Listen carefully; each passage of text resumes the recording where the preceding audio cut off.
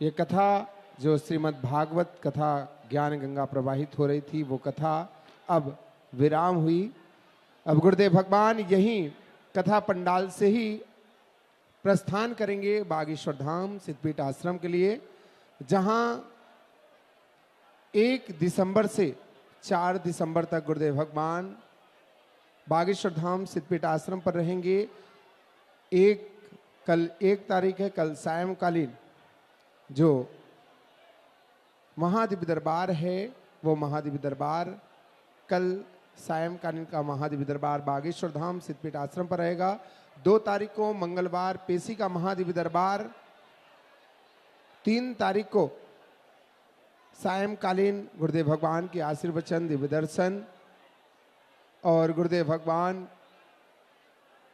के दर्शन और 1 घंटे से 2 घंटे का महादिव्य दरबार।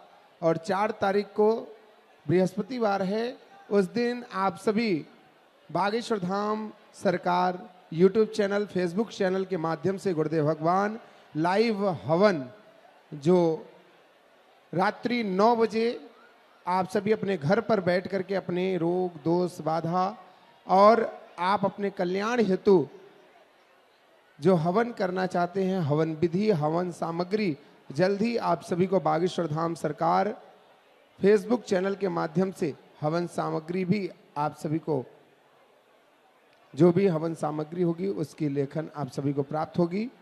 और इसके बाद 4 तारीख के बाद गुरुदेव भगवान यात्रा पर होंगे।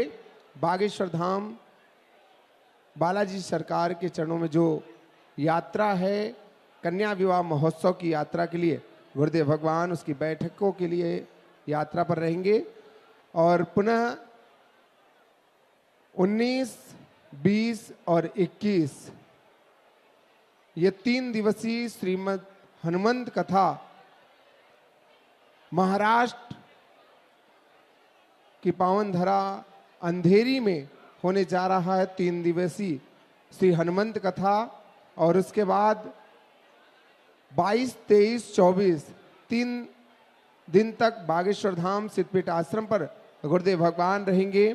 और 24 तारीख के बाद 25 दिसंबर से लेकर के 29 दिसंबर तक 5 दिवसीय श्री हनुमंत कथा और 1 दिवसीय महादिव्य दरबार भिलाई छत्तीसगढ़, जहां हम सभी पूज्य गुरुदेव भगवान के द्वारा पूज्य गुरुदेव भगवान के मुखारबिंद से कथा का रसपान करेंगे और 1 दिवसीय महादिव्य दरबार में सम्मिलित होंगे। और इसके आगामी जो भी आपको जानकारी प्राप्त करनी है वो कार्यालय से आपको जानकारी प्राप्त कर रहे हैं।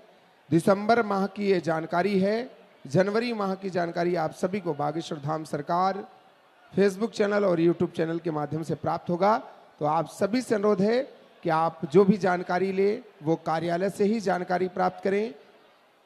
कार्यालय के नंबरों पर आप जानकारी प्राप्त कर सकते हैं।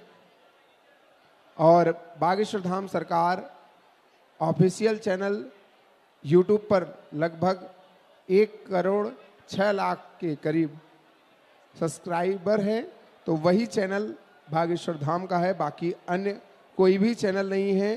गुरुदेव भगवान से कोई भी बात कराने के नाम पर, वीडियो कॉल के माध्यम से बात कराने के नाम पर, या फिर आपसे किसी भी प्रकार से कोई भी दान दक्षिणा शुल्क मांगता है तो कृपया आप बिल्कुल भी ना दें।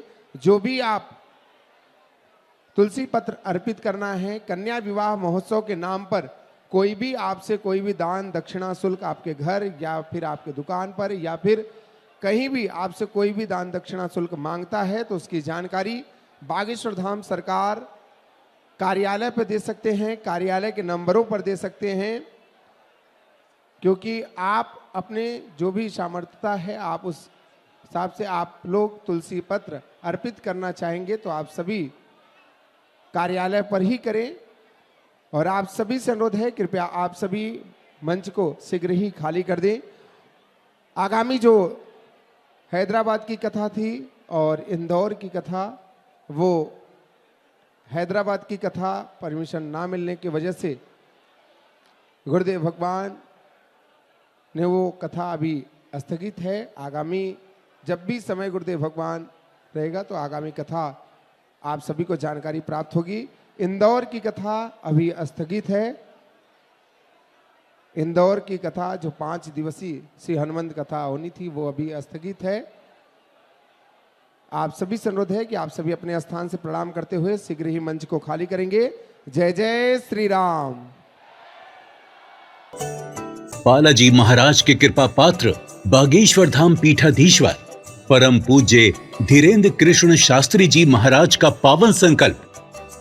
मध्य प्रदेश में छतरपुर के ग्राम गढ़ा में बनेगा विश्व स्तरीय कैंसर अस्पताल एवं रिसर्च सेंटर, जिसकी आधारशिला देश के यशस्वी प्रधानमंत्री नरेंद्र मोदी जी के कर कमलों से रखी जा चुकी है। 200 करोड़ रुपए की लागत वाले 100 बेड के इस अस्पताल में गरीबों का होगा मुफ्त इलाज। ये बहुत बड़ा अवसर है, बहुत बड़ा काम है। संकल्प बड़ा हो, संतों के आशीर्वाद हो, प्रभु की कृपा हो तो समय सीमा में सब पूर्ण होता है। हमारे प्रियजनों, बागेश्वर धाम पूरे भारत के लोगों, अभी तक अस्पतालों में मंदिर थे, अब मंदिर में अस्पताल होगा। कैंसर हॉस्पिटल निर्माण हेतु सहयोग देकर पुण्य के भागी बने।